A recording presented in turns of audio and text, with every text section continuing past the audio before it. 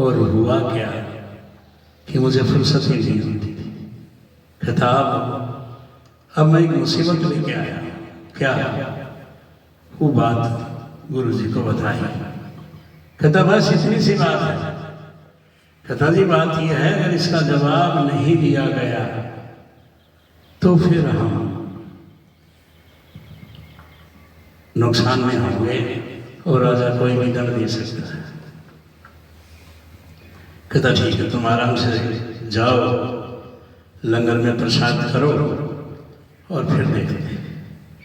गया, प्रसाद किसको करना था, 2 पोर खाए, उठ के आ गया। गुरु जी ने पूछा बस? कहता जी हाँ, इतनी भूख थी। कहता परेशान ना हो, इस बात का जवाब मिल जाएगा। अब गुरु जी ने बताया कि ऐसा है, हम कल सुबह चलेंगे, पहले तुम्हारे घर जाएंगे। तुम्हारी बेटी ने बहुत अच्छी बात बताई तुम्हें समय पे, और ये तुम्हारे लिए कोई दिक्कत नहीं रहेगी। उसको साथ लेके और फिर हम राज दरबार चलेंगे। अब राज दरबारियों ने तीसरे दिन ही जब ज्योतिषी को देखा कि राज ज्योतिषी तो आ गया, राज दरबार लगा, तो वहां के जो मंत्री थे उसने बताया कि राज ज्योतिषी किसी के साथ आए हैं और इस बात का आज निर्णय होगा। राजा आए, सबने प्रणाम किया।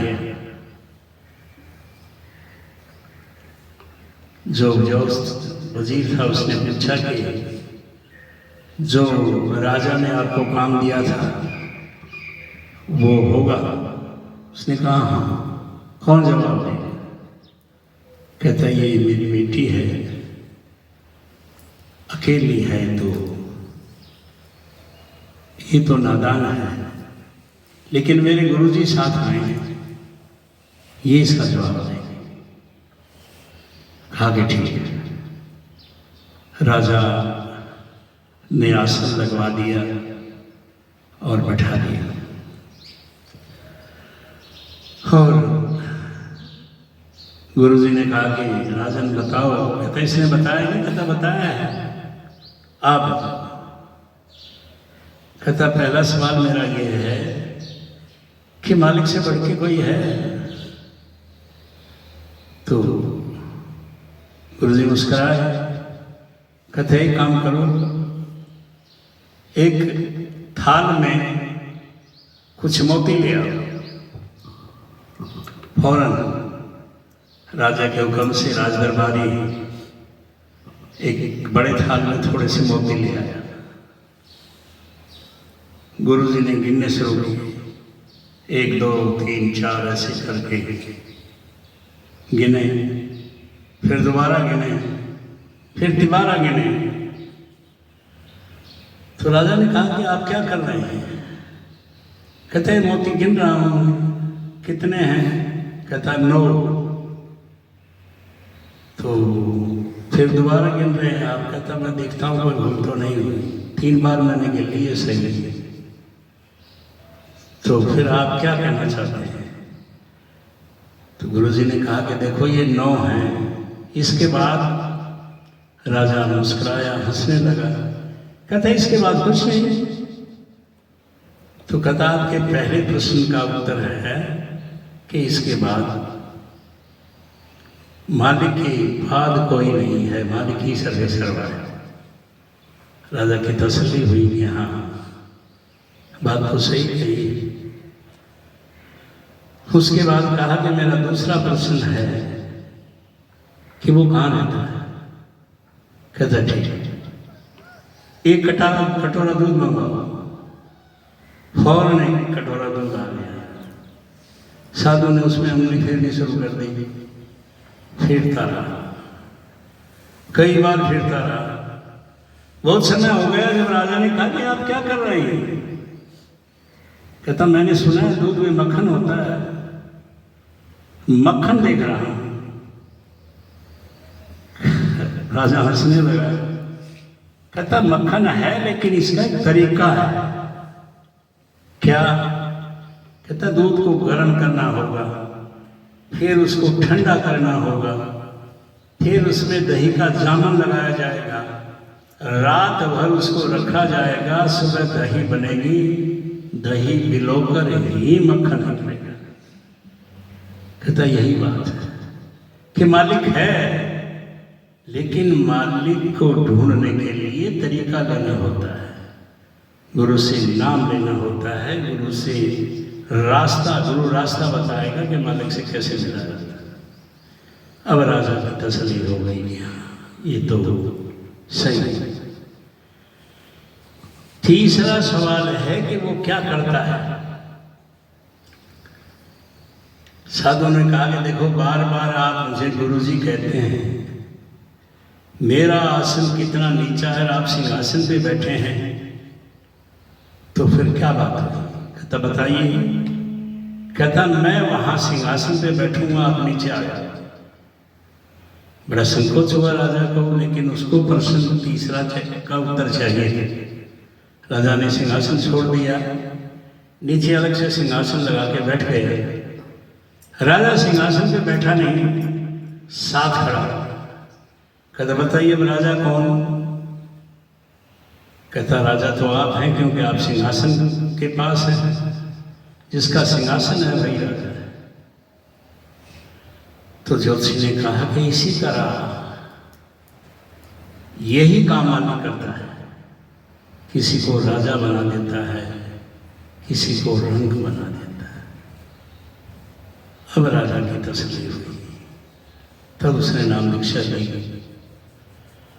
और राजा ने उसे सुमरन, भजन, ध्यान का रास्ता बताया और इसी तरह सुमरन करके वो राजा पार हो गया। स्वामी नित्यानंद जी कहते हैं, हाँ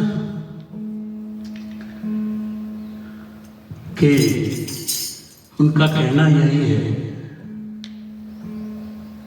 कि मालिक हमारे मस्तक में है, कहीं और नहीं, और है भी,